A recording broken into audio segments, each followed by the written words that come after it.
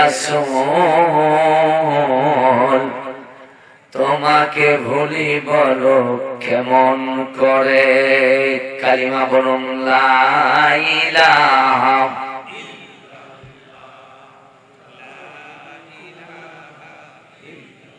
আরো জোরে লা ইলাহা সুবহানাল্লাহ আলহামদুলিল্লাহ লা ইলাহা সুবহানাল্লাহ আলহামদুলিল্লাহ লা ইলাহা আল্লাহি আল্লাহ क्या करो दुख न किसी को दिया करो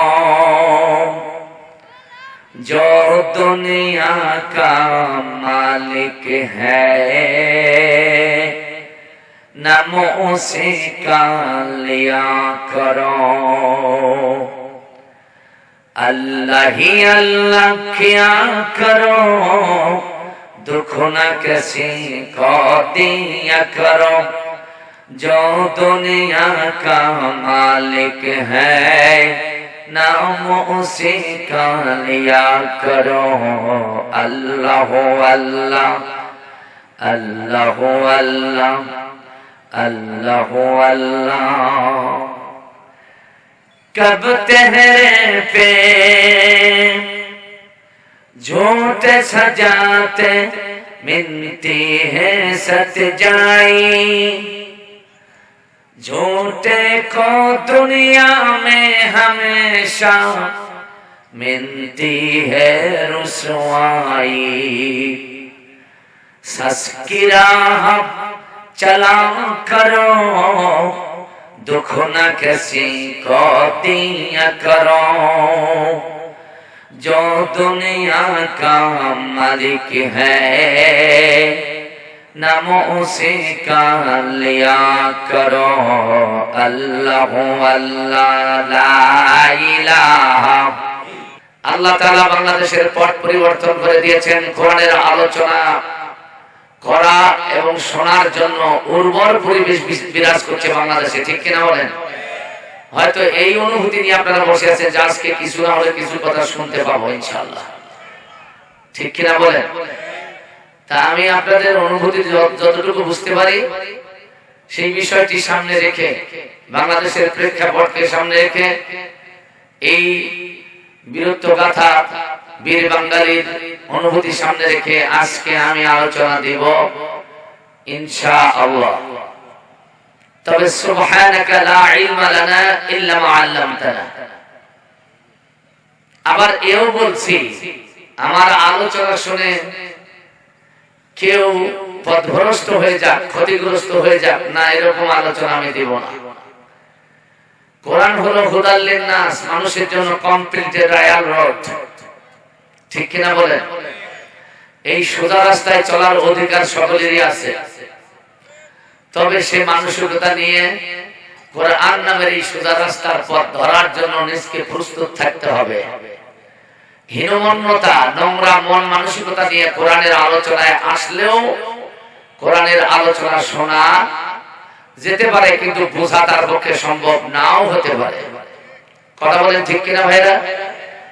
এই জন্য আমি আজকে সানান্দাবাড়ি ব্যবসায়ী ভাইদের উদ্দেশ্যে অনুরোধ করে বলবো, আজকে চমকপ্রদ আপনাদের অধিকার প্রতিষ্ঠিত করবার জন্য এমন একটি তাফসীর কোরআনে কারীম থেকে পেশ করা হবে। সুতরাং আজকে কোরআনের নূর দিয়ে নিজের জীবনকে আলোকিত করার জন্য ব্যবসা যদি বন্ধ করে দিয়ে মাহফিলে আসেন, আমার বিশ্বাস আপনার ব্যবসা বন্ধ করার কারণে আপনি ক্ষতিগ্রস্ত হবেন না, বরং কোরআনের কারণে আল্লাহ আপনার ব্যবসাকে সমৃদ্ধশালী করে দিতে পারে, ঠিক কিনা বলেন? যারা দাঁড়িয়ে আছেন মেহরবানি করে বসুন। চায়ের স্থলে বিভিন্ন দোকানপাটে যারা আসেন কোরআন থেকে নূর নেওয়ার জন্য, তাদেরকে এই মঞ্চে এসে আসন গ্রহণ করার জন্য বিনীত অনুরোধ জানিয়ে আমি আলোচনা দিকে যাচ্ছি। আপনাদের কাছে বিনীত অনুরোধ জানাচ্ছি শয়তানের ওয়াসওয়াসা থেকে আল্লাহর কাছে আশ্রয় প্রার্থনা করার জন্য। এজন্য সম্মিলিত আওয়াজ দিচ্ছি, আমার সাথে কণ্ঠ মিলায়া বলছি, আউযু বিল্লাহি মিনাশ শাইতানির রাজীম। বিসমিল্লাহির রাহমানির রাহিম। মরদুদ শয়তান হতে আল্লাহর কাছে পানাহ চাই। আল্লাহ আমাদের সবাইকে শয়তান থেকে হেফাজত করে, সবাই বলুন আমিন। শুরু করছি পরম করুণাময় দয়ালু আল্লাহ তাআলার নামে। জোরে বলুন কার নামে? আরো জোরে বলেন কার নামে? এখানে বিএনপির ভাইরা আছে, জামাতের ভাইরা আছে, অন্য রাজনৈতিক দলের ভাইরাও আছে, কথা বলেন ঠিক কিনা? আমি আপনাদের কাছে জানতে চাই, আল্লাহর নামে আওয়াজ দিলে এটা কি আপনাদের কারোর ক্ষতির কারণ হতে পারে? বরং ঈমানের মধ্যে শক্তি সঞ্চারিত হতে পারে, ঠিক কিনা বলেন? প্রিয় উপস্থিতি, এই জন্য যখন যেখানে যখনই সুযোগ পাবেন আল্লাহর নামের আওয়াজ দেবেন, বলেন ইনশাআল্লাহ। আমি এখন আপনাদের সামনে আলোচিত আয়াতটি পুনরায় তেলাওয়াত করছি, অনুবাদ শোনাবো, এরপরে সিস্টেম মেইনটেইন করে তাফসীর শুরু করব, বলেন ইনশাআল্লাহ। আমি যে আয়াতখানা তেলাওয়াত করেছি তার সহিহ তেলাওয়াত কণ্ঠ মেলানোর জন্য সবাইকে অনুরোধ করছি। আল্লাহ রাব্বুল আলামিন বললেন, ইন্না ফিরআউনা আলা ফিল আরদ وجعل أهلها شيعا يستضعف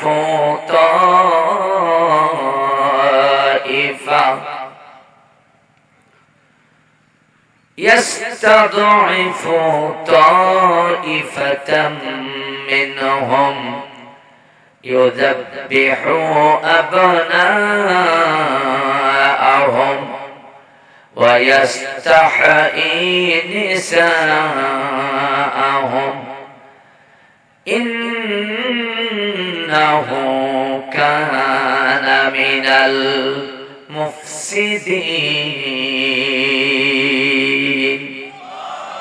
সকলেই বলেন আল্লাহু আকবার।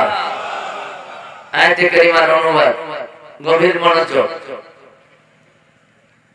আল্লাহ বলছেন, ইন্না ফিরআউনা আলা ফিল আরদ। নবী হে, ফিরআউন নামে যে লোকটা ছিল মিশরের ক্ষমতায়, সেই লোকটা ছিল তার রাষ্ট্র, তার রাজ্যে মাথা উঁচুকারীদের মধ্যে একজন। জোরে কোন, কি উঁচুকারী? মাথা উঁচুকারীদের মধ্যে একজন। এইখানে এই মাথা উঁচুকারী হিসেবে যে আরবি শব্দটি নেওয়া হয়েছে ফিরআউনের শানে, সেই শব্দটি হচ্ছে আলা। জোরে বলুন কি নাম? আলা। বানান হচ্ছে আইন জবর, লাম আলিফ জবর, কি হয়? সবাই বলেন বাবা, আলা। আল্লাহ বলছেন, ইন্না ফিরআউনা আলা, নিশ্চয়ই ফিরআউন ছিল আলা। তাফসীরের কিতাবে এর অর্থ অত্যন্ত ব্যাপক। এর মধ্যে এক নাম্বার অর্থ হলো মাথা উঁচু করা। আলা শব্দের এক নাম্বার অর্থ হলো, জোরে বল, আরো জোরে বলেন, মাথা উঁচু করা বলতে কি বলেন? যেমন প্রধান অতিথি মহোদয়, উনি একটা নিচু চেয়ারে বসে আছেন, আলোচনাও শুনতেছেন মাথা নিচু কইরা, কিন্তু এই নিচু মাথা হঠাৎ করে উঁচু করলেন। এই মাথা উঁচু করতে যে অনুভূতি দেওয়া হয়েছে তার মানে এটা নয়। মাথা নিচু করে আছেন, উঁচু করলেন, এটার মানে এটা নয়। তাহলে মানেটা কি? এই মাথা উঁচু করার মানে হলো শয়তানি, বদমাশি, দুষ্টামি, নষ্টামি, ব্যাংক ডাকাতি, ছিনতাই, রাহাজানি, কাটিং মারি, ধর্ষণ, জেনা, ব্যভিচার, চুরি ডাকাতি, যত অন্যায় আছে, এই অন্যায়গুলো করে যে বেশি বেয়ারা হয়ে যায় তাকেই বলা হয় আলা, মানে মাথা উঁচুকারী। আল্লাহু আকবার বলবেন না?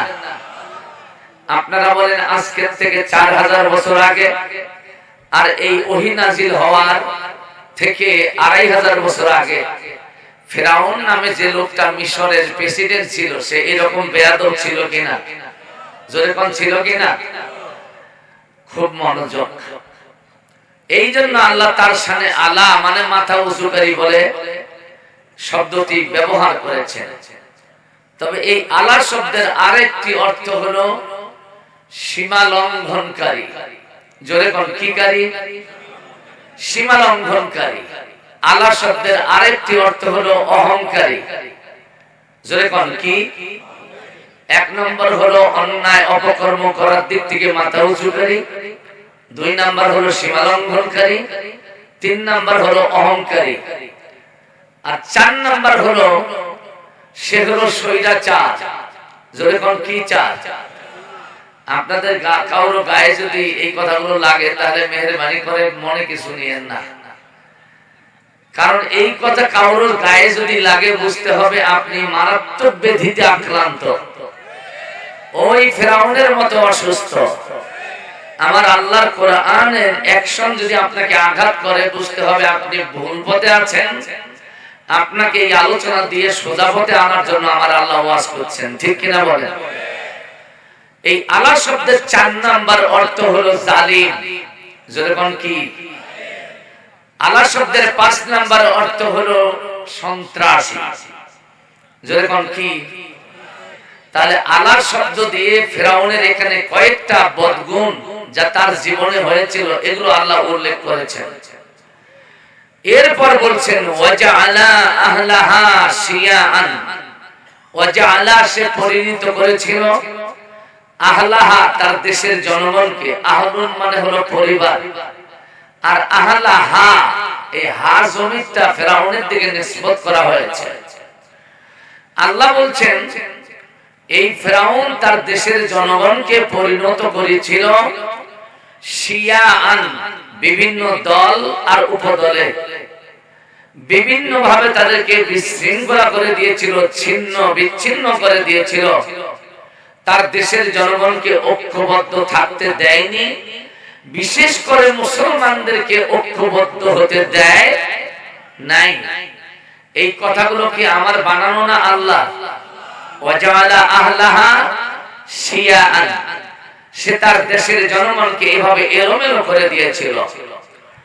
বিগত সরকারের 16 বছরের আমলে আমরা আমাদের দেশের মধ্যে এই দৃশ্য সবখানে না হলেও অধিকাংশ জায়গার মধ্যে দেখতে পেয়েছি। ঠিক বলেন না কেন? বিএনপি আন্দোলনে নামলেই ধরপাকড়, জুলুম, নির্যাতন, তাদেরকে সাউন্ড গ্রেনেড বিস্ফোরণ ঘটনার মাধ্যমে তাদেরকে এলোমেলো করে দেওয়ার কাজটা হয়েছে না? মানে শুধু জামাতের সাথে সুবিচার করা হয়েছে। কি কন? জামাতকেও মাঠে নামতে দেওয়া হয়েছে। এমনকি 2-4-5টা লোক যদি একখানে হইয়া 7 চক্রের জন্য বসেছিল, তারপরও সেখানে প্রশাসনের হামলা হয়েছে না? হয় নাই? কাদের ইশারায়? স্বৈরাচারের। যেরকম কাদের ইশারায়?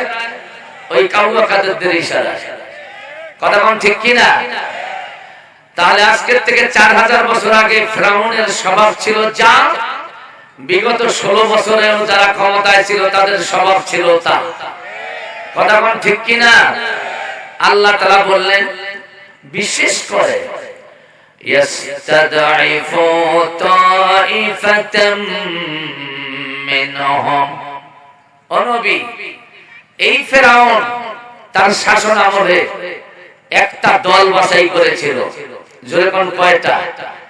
যারা টুপিওয়ালা, যারা দাড়িওয়ালা, যারা জুব্বাওয়ালা, এক বাক্যেই বলি যারা ঈমানদার।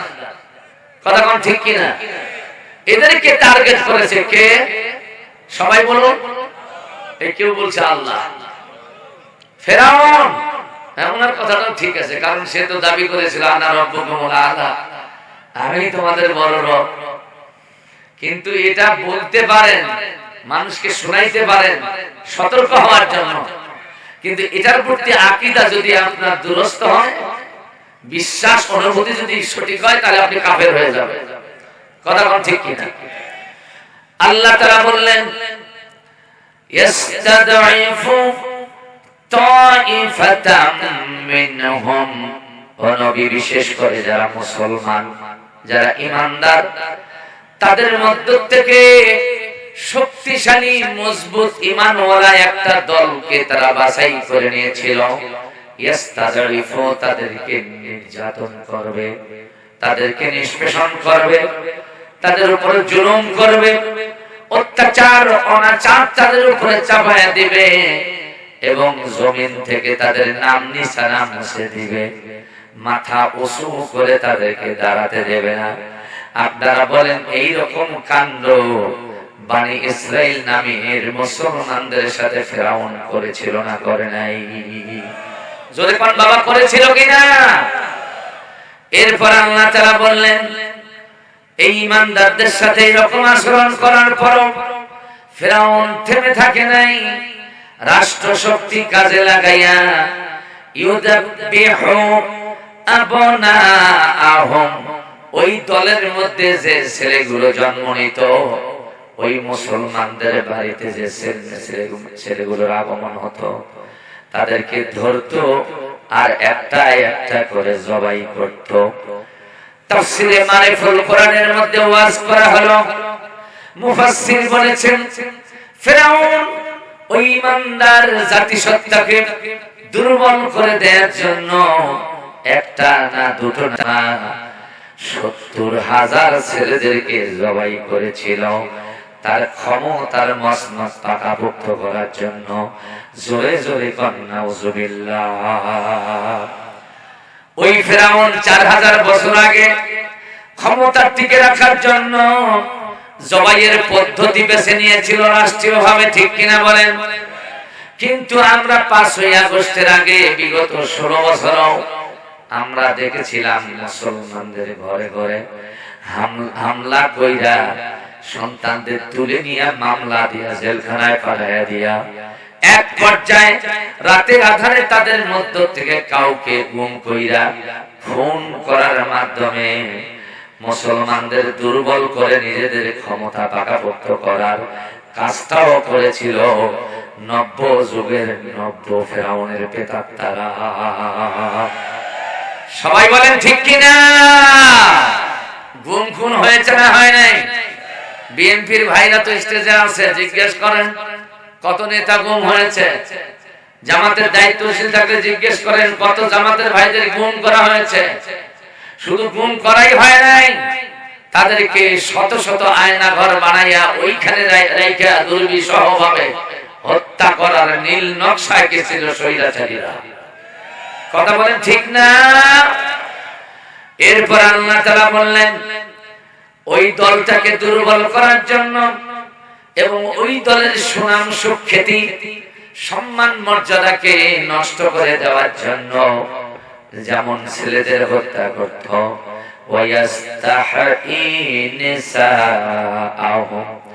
আর যেই মেয়েগুলো জন্ম নিত ওই মেয়েদেরকে মারত না, হত্যা করত না, তাদেরকে জীবিত রাখত। কারণ তাদের মনের মধ্যে শয়তানি ছিল এটাই, মেয়েগুলো মারা যাবে না, এগুলো বড় হবে, যখন এরা সাবালক হয়ে যাবে, বালেগ হয়ে যাবে, এদের সাথে যৌনাচার করা হবে, ওদের ইজ্জত লুণ্ঠন করা হবে। ফেরাউনের প্রেতাত্মাদেরকে দিয়া তাদেরকে ধর্ষণ করে তাদেরকে অপবিত্র করে দেওয়া হবে।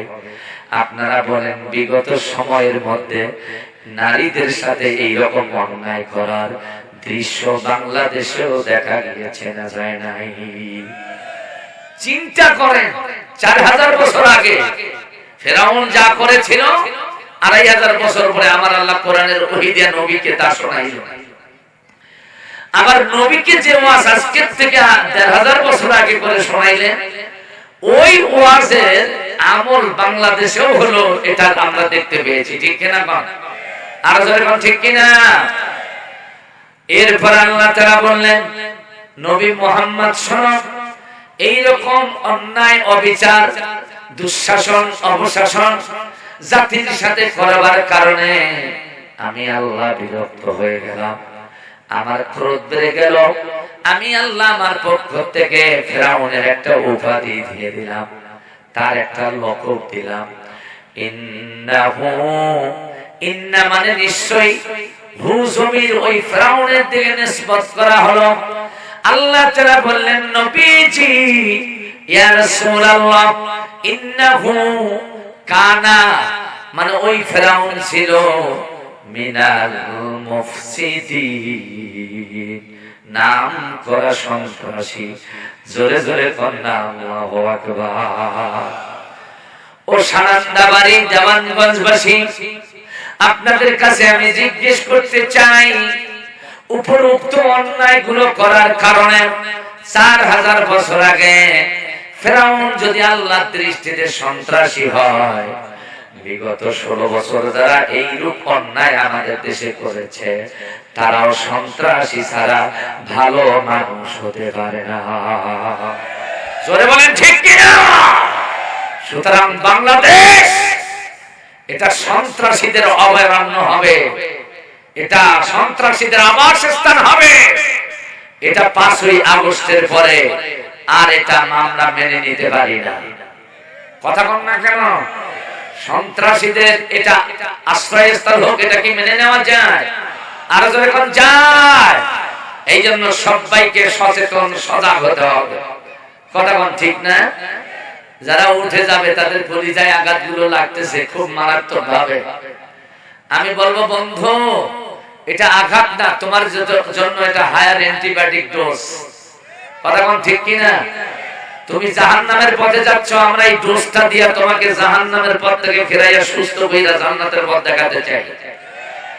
জান্নাতে একা আমি যাব না তো ভাই, তোমাকেও জান্নাতে সাথে নিতে চাই।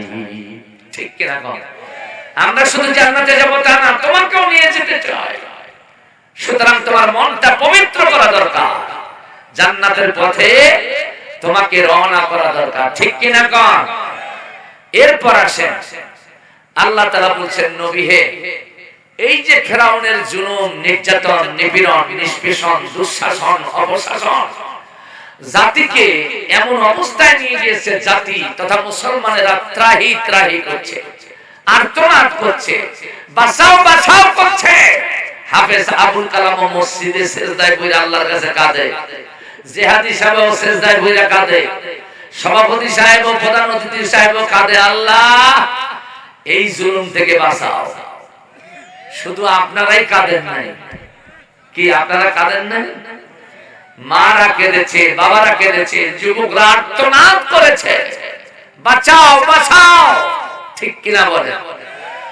আল্লাহ তাআলা নবীকে বললেন, নবী হে, এই রকম দৃশ্য ফিরআউনের আমলে মুসলমানদের মধ্যে যখন দেখা গেল, আমি আল্লাহ তাআলা ইচ্ছে করলাম, ওয়া নুরিদু আন্নামুন্না, আমি আল্লাহর ইচ্ছে হলো, আমার অনুভূতি জাগ্রত হলো, আমি অনুগ্রহ করব, দয়া করব, আলাল্লাযীনা ইসতুদঈফু ফিল আরদ, ফিরআউন যাদেরকে দুঃশাসন, অপশাসন দিয়া ক্ষতবিক্ষত করে দিচ্ছে, আমি আল্লাহ এই রকম মজলুম মুসলমানদেরকে অনুগ্রহ করব, দয়া করব। চিৎকার দিয়ে বলা যাবে কি সুবহানাল্লাহ?